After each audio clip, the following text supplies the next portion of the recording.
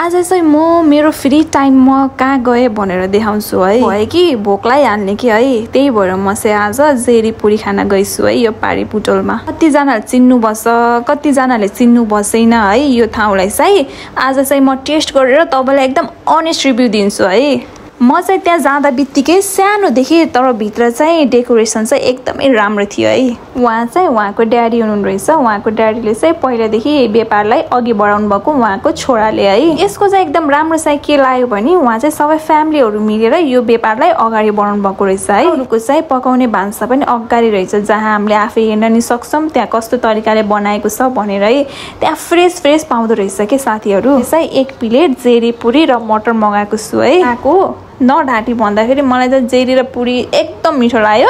हल्का मटरमा सायद पिरो खाने बानी नभएकै कारणले होला पिरो लाग्यो मटर चाहिँ है। एक प्लेट नपुगेर फेरि अर्को प्लेट पनि मगाएर खाँदै हुनुहुन्छ है, धेरै मिठो लागेर।